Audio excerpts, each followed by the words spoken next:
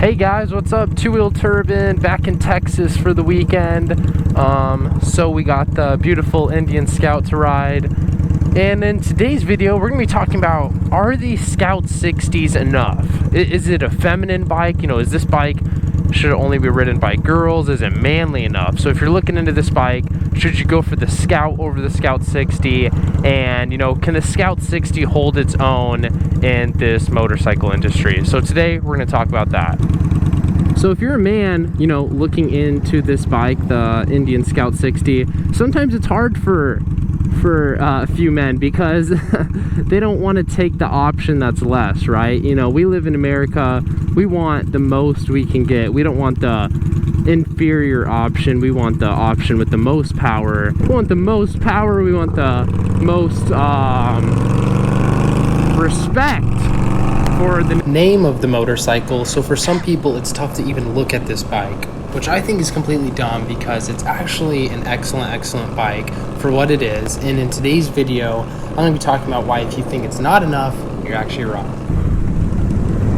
Alright, so this bike, I don't know the exact stats, I'll put it up right now, but I think it makes probably around 60-ish horsepower, which is more than enough, honestly. Like, even if my little 250s that made 25 horsepower, 20 horsepower, even those were great. So being at 60 horsepower, you'll see here, you know, we got some great torque. Oh my gosh, I accidentally almost quick shifted. I'm used to the Super Duke. But you can see, it's plenty fast. Like, come on guys, you can't be like, oh, the Scout 60 is slow. Like, I mean, this thing will probably dust like any stock Harley pretty much. I feel like so many of the stock Harleys, you know, the bikes that are similar to this, I don't know, Softail or whatever, they're not that fast. Like, this could probably hang with it, with Indian's engineering, it being liquid cooled and all that. Another thing is it's got that, you know, proper sound, that proper V-twin sound. It's not missing that at all. Like, people compliment the sound of this bike a lot and the looks of it. It looks pretty sick. Like, the average person, they're not going to realize that this is a Scout 60. You know, they're going to think this is just as badass as bike as, you know, a Harley, Fat Bob, or anything like that. Like, the average person's not going to know the difference. And you're going to be able to get this at a much cheaper price, probably cheaper insurance and reliability. I don't know a ton about Indian and Harley, but who knows, reliability is probably better. So yeah, when manufacturers offer these smaller displacement bikes, I think it's kind of ignorant to just completely ignore them and be like, oh, I would never consider that, because sometimes the smaller displacement bikes actually fit your needs better. Like for what I'm doing right now, I'm going to get a haircut, cruising through town. The Super Duke would probably actually be worse for this, where the Indian Scout is very enjoyable. I'm in this awesome seating position, get to listen to this beautiful, awesome V-twin, and just get a cruise and just enjoy the part of motorcycling. So yeah, there definitely are things that aren't perfect with this bike. Like, I think the brakes suck, right? Like, Indian, you got to throw on something better than this. This is does not give you much confidence. You want to have some confidence in stopping on a motorcycle. I think switching lanes is pretty good, especially for these thick tire setups. It's a more bobber style setup. I think it works pretty dang good. It's just a great bike just to cruise around town. Sure, it may not be perfect for putting hours on the highway. Actually, that would probably be torture. But for the purpose of what this bike I think was built for, which is just cruising around your town, maybe going on some 60-mile-an-hour roads, it's gonna make you really happy, and you're not gonna outgrow it, I don't think, very quickly at all.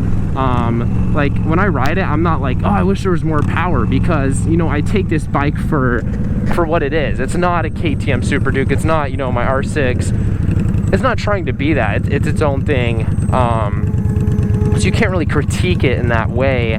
And the power that it puts down is actually very appropriate given the chassis, the handling, the braking. You don't want this thing to be 150 horsepower and then try and stop with these brakes. Good luck with that. But yeah, I've really been enjoying this bike a lot. I definitely do miss the Goldwing, but it's great to enjoy different classes of motorcycles. I think it makes you an overall better rider, because you can understand how these chassis work, how these power plants work.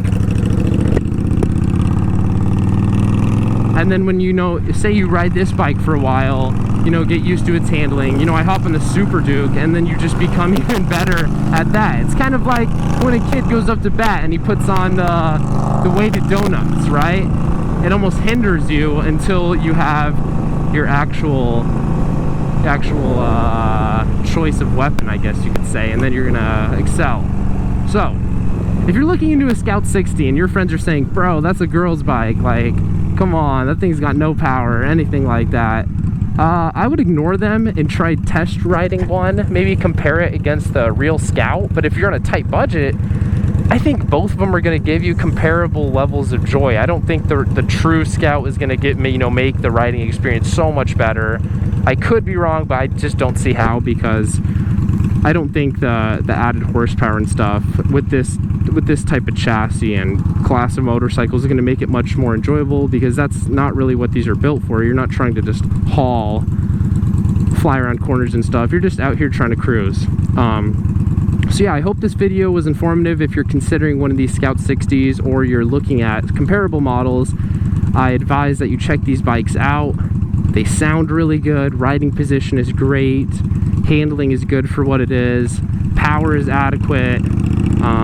Yeah, I think I pretty much hit everything. The one big thing is the brake suck, I would say. And yeah, listen to that V-twin. Sounds awesome. So yeah, guys, I hope you enjoyed this video. Going to get a quick fade, and I'll catch you guys in the next one. See ya.